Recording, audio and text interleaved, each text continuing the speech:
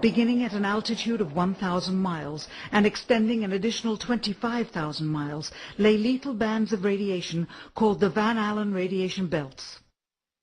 Every space mission in history with humans on board, from both the United States and Soviet Union, from the first in 1961 to the present, has been well below this deadly radiation field.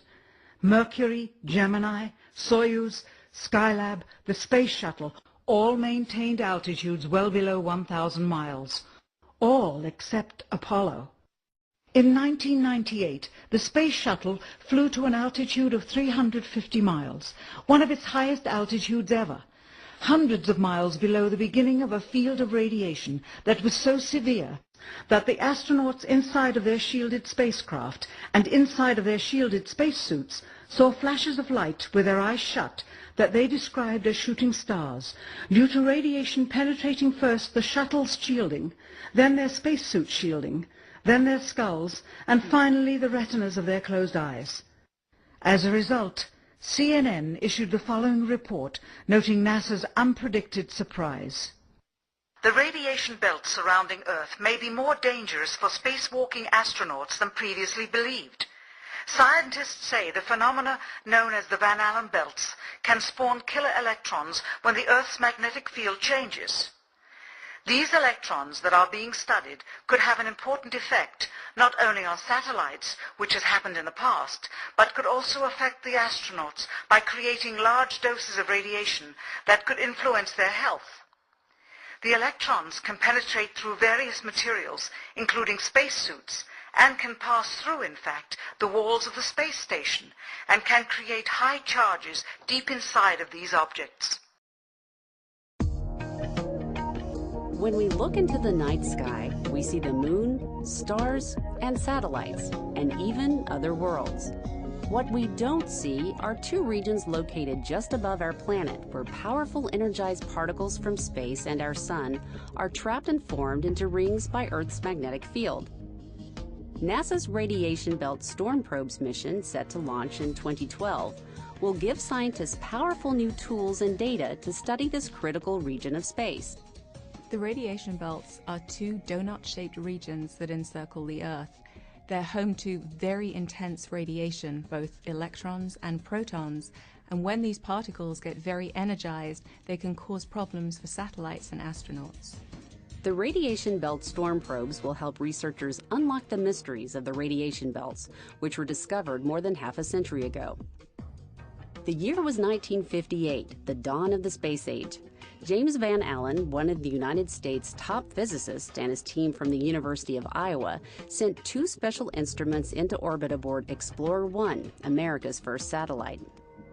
Van Allen's findings revealed the existence of the inner radiation belt, proving that Earth's magnetic field was strong enough to trap energized particles like electrons and protons.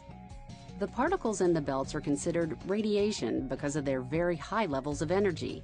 The levels are so high that these particles can damage any matter they come into contact with. The inner radiation belt is where the protons are very dominating, and a proton, as you know, has a mass much heavier than an electron. It can do a lot more damage, so you really do have to worry about your spacecraft safety in that region. What fascinates scientists about the belts is that they're dynamic structures. They change size and shape depending on the sun's activity. When our sun sends out an eruption of plasma and energy during a solar storm that hits the Earth, it causes a geomagnetic storm. Those storms can have dramatic effects on the Van Allen belts. It changes both their size, it usually makes them very big, it pumps them up, and it makes them very energetic. What we want to understand is if there's a disturbance on the sun, how do we expect the Van Allen radiation belt particles to change? And because they will change, and therefore they will affect satellites and technologies that are flying in space and even on the surface of the Earth. The Radiation Belt Storm Probes will, for the first time, allow scientists to use two spacecraft to learn how the belts change over space and time. RBSP will let scientists answer questions surrounding the belts that have existed since their discovery more than half a century ago. This mission really will give us those answers, and that's just exciting. I guess that's the exciting part about science in general.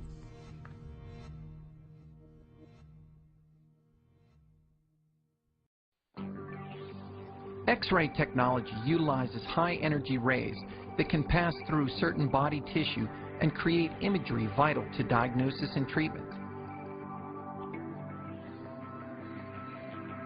The X-ray machine is composed of an X-ray tube that contains a pair of electrodes or conductors called a cathode and an anode. The cathode is a filament that releases energy with the introduction of an electrical current, much like that of a light bulb. The cathode energy is released in the form of electrons. The anode, located on the opposite end of the X-ray tube, is a disc made of tungsten, a material that attracts the electrons. When the electrons released from the cathode come in contact with the tungsten, they release energy in the form of photons. These highly energized photons are channeled through a lead cylinder and a series of filters, creating an X-ray beam. The X-ray beam is a high-energy beam that can be absorbed only by dense body tissues, such as bone. During an X-ray, a radiographic film is placed behind the patient, and the patient is placed between the film and the X-ray machine. The X-ray machine then focuses the energy beam at the specific area of the patient's body.